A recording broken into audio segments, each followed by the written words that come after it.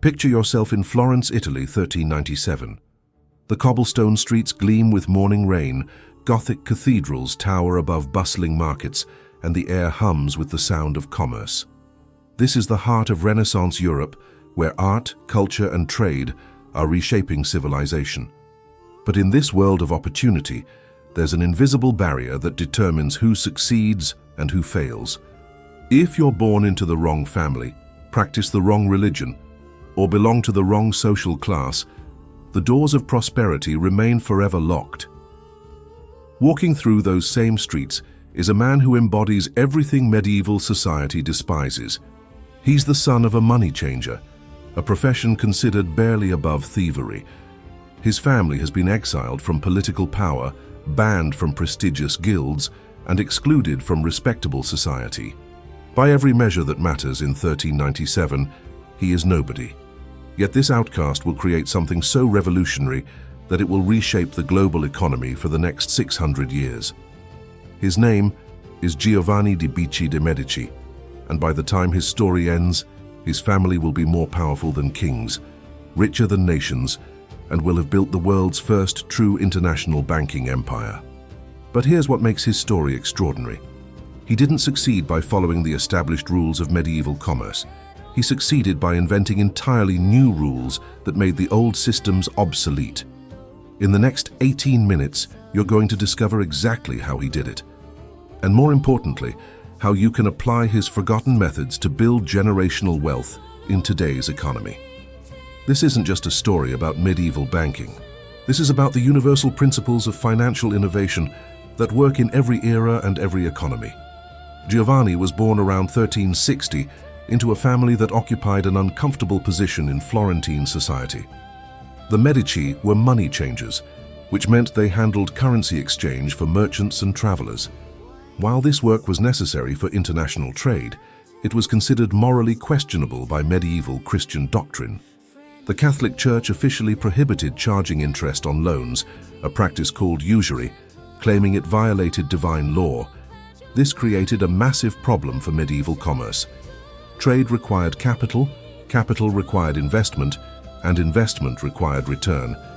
But religious law made legitimate banking nearly impossible.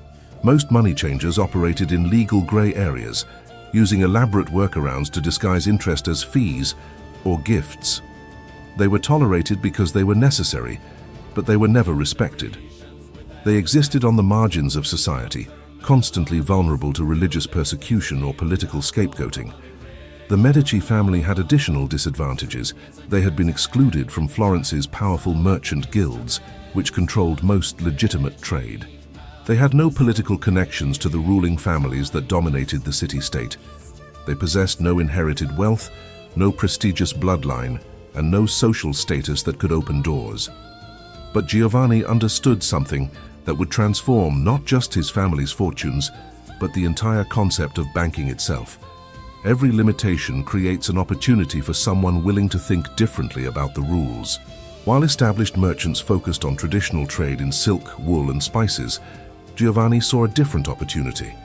He realized that the medieval economy's biggest constraint wasn't the availability of goods, it was the availability of capital and the mechanisms to move that capital efficiently across distances and currencies. Medieval trade was hamstrung by practical problems that nobody had systematically addressed. Merchants traveling from Florence to London needed to carry physical gold or silver, making them targets for bandits. Different cities used different currencies, making exchange rates unpredictable and expensive. International contracts required trust between parties who might never meet face to face. Most importantly, medieval banking was reactive rather than proactive. Money changers waited for customers to approach them with problems, then tried to solve those problems using existing methods. Giovanni took a different approach. He studied the underlying patterns of international commerce and developed new financial instruments specifically designed to solve problems before they occurred. His first innovation was the development of what we would recognize today as letters of credit. Instead of forcing merchants to carry physical money across dangerous roads, Giovanni created a system where a merchant could deposit money with the Medici Bank in Florence and withdraw equivalent value from a Medici partner in London, Paris, or Rome. This wasn't just convenient, it was revolutionary. For the first time in European history, money could move faster than people. A merchant could send payment instructions that would arrive weeks before he did, allowing him to secure goods, arrange transportation, and establish relationships in new markets. But Giovanni's real genius wasn't in solving technical problems. It was in understanding the psychology of wealth creation. While other money changers focused on individual transactions, Giovanni focused on building systems that created value for multiple parties simultaneously. He realized that medieval merchants had three fundamental needs: access to capital, reduction of risk, and reliable information about distant markets. Instead of addressing these needs separately, Giovanni created integrated solutions that addressed all three simultaneously. The Medici Bank began offering not just currency exchange, but comprehensive financial services. They provided capital for trade ventures, insured shipments against loss, gathered intelligence about market conditions in distant cities, and even facilitated diplomatic communications between rulers. This integrated approach created what economists now call network effects. The more merchants used Medici services, the more valuable those services became to everyone. Each new client increased the bank's knowledge about trade routes, market conditions, and creditworthiness of different parties. By 1400, Giovanni had established what was essentially the world's first international banking network. Medici branches operated in major commercial centers across Europe, each functioning independently but sharing information and resources with the others. But Giovanni's most important innovation was psychological. He transformed banking from a necessary evil into a prestigious service that enhanced his clients' social status rather than diminishing it.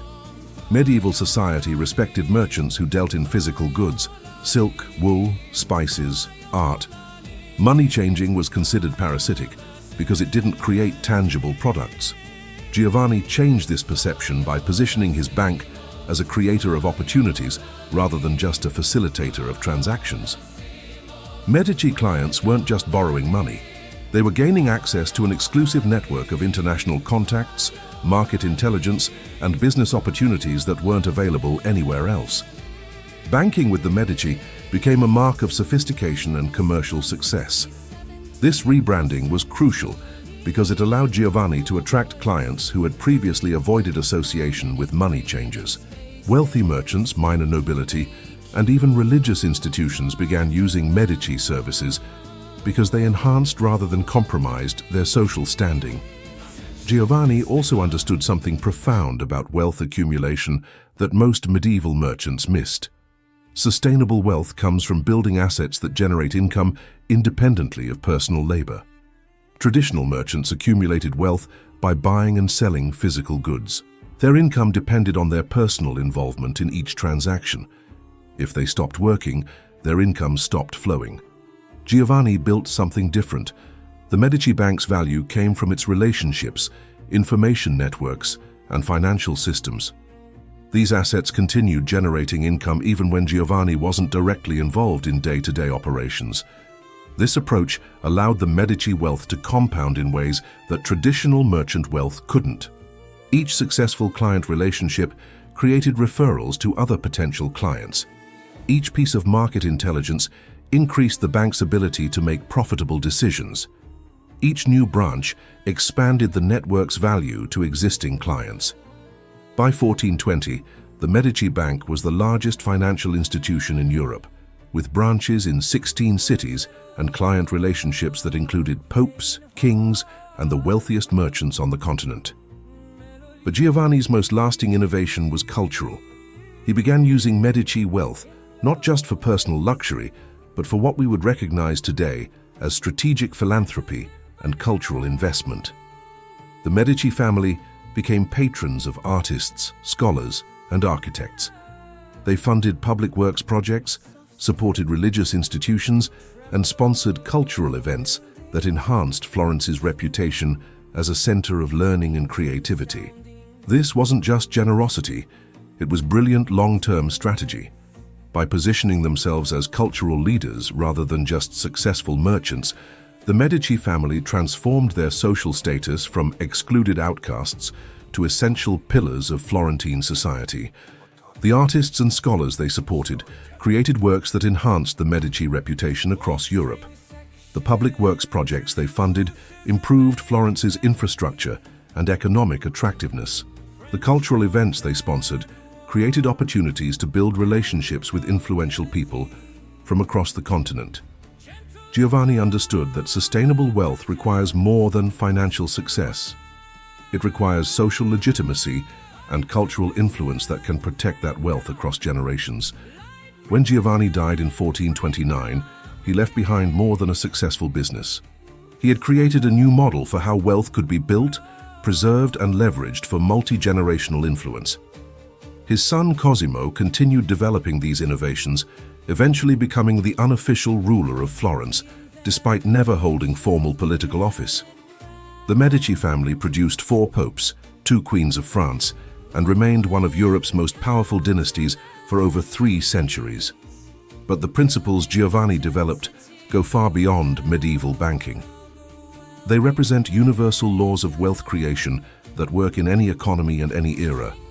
Let's examine exactly what he did and how you can apply these same strategies today. First, Giovanni mastered what economists call systems thinking. Instead of focusing on individual transactions, he built integrated systems that created value for multiple parties simultaneously. In today's economy, this translates to building businesses or careers that solve multiple related problems rather than just addressing single issues. Instead of competing on individual features or services, focus on creating comprehensive solutions that become more valuable as more people use them. Second, Giovanni understood the power of information arbitrage. The Medici Bank's competitive advantage came from knowing things that others didn't know. Market conditions, creditworthiness, political developments, trade opportunities. Modern applications include developing superior market research capabilities, building networks that provide early access to trends and opportunities, and positioning yourself in information flows that create advantages over competitors who rely on publicly available data. Third, Giovanni transformed a stigmatized profession into a prestigious service through strategic positioning and cultural investment. He didn't just change what he did, he changed how people thought about what he did. This principle applies to any field where perception matters. Instead of accepting existing definitions of value or prestige, identify ways to reframe your work that enhances rather than diminishes your social and professional standing. Fourth, Giovanni built assets that generated income independently of his personal labor. While most medieval merchants traded time for money, Giovanni created systems that produced wealth through network effects and compound growth. Today's equivalent includes building intellectual property, creating scalable business systems, developing investment portfolios, and establishing relationships that continue generating opportunities over time. Fifth, Giovanni used wealth strategically to build cultural influence and social legitimacy. He understood that financial success without social acceptance is vulnerable and ultimately temporary. Modern applications include strategic philanthropy, thought leadership, cultural participation, and community building that enhances your reputation while creating genuine value for others. Finally, Giovanni focused on multi-generational wealth building rather than personal enrichment. His innovations were designed to create lasting advantages that would benefit his family for centuries. This long-term perspective remains relevant for building sustainable wealth today. Instead of optimizing for immediate returns, focus on building capabilities, relationships, and assets that will continue generating value across decades.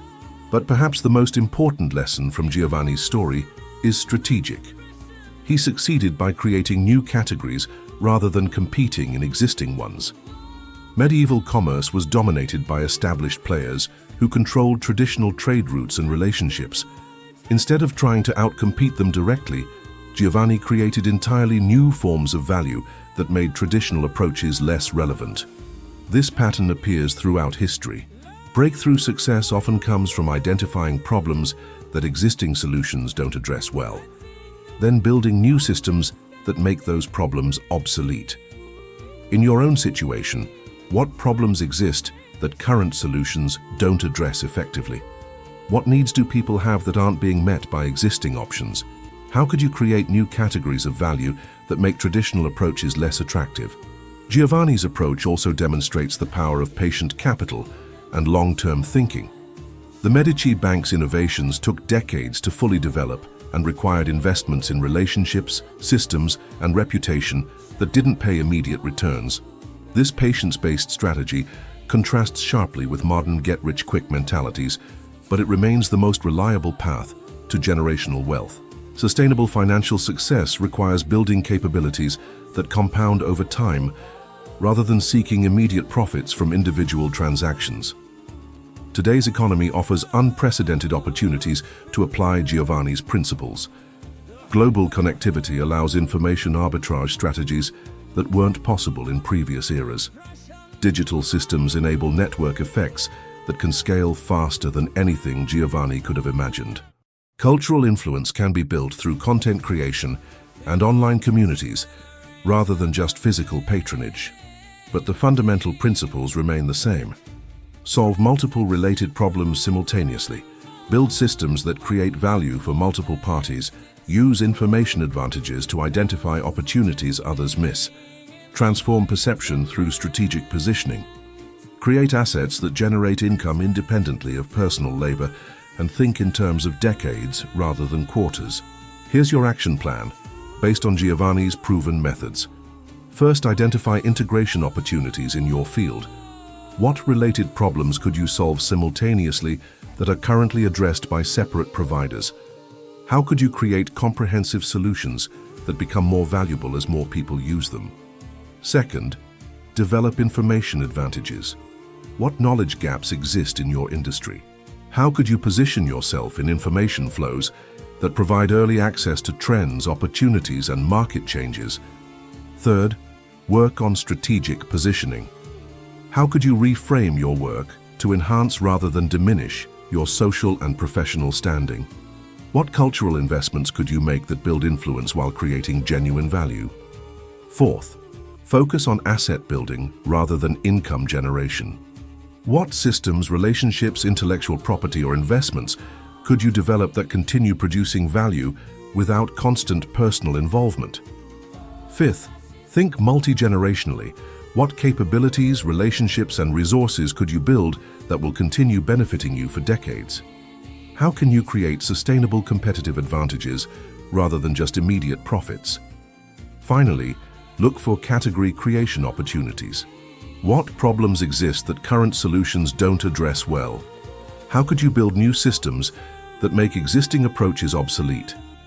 The same principles that allowed an outcast money changer to build the world's first banking empire are available to you today. The same strategic thinking that created multi-generational wealth in medieval Florence can create sustainable success in the modern economy. Your current limitations aren't permanent barriers. They're temporary constraints that can become competitive advantages when you understand how to think systematically about wealth creation. If this story changed how you think about building wealth in your own life, subscribe to Forgotten Masters and hit the notification bell. Every Tuesday and Friday, we uncover more stories like this, real people who faced systematic disadvantages and found ways to build extraordinary success. Next week, we're exploring the story of a prisoner who escaped 7 times and changed history. You'll discover how he used mental resilience and strategic thinking to overcome impossible circumstances, and how you can apply his methods to break through any barrier in your own life. But remember, wealth without wisdom is dangerous, and success without contribution is empty. Giovanni succeeded because he created genuine value for other people while building his family's fortune. His innovations improved international commerce, supported cultural development, and created opportunities for countless others. The goal isn't just to accumulate money, it's to build systems that create lasting value while generating sustainable wealth. The forgotten masters of history are waiting to teach you that financial success isn't about luck, connections, or inheritance. It's about understanding the universal principles of value creation and applying them with patience, intelligence, and strategic thinking. hit subscribe. Tell me in the comments what new category of value you're ready to create, and I'll see you in the next video. Until then, remember, you're not limited by your current resources. You're only limited by your understanding of how wealth really works.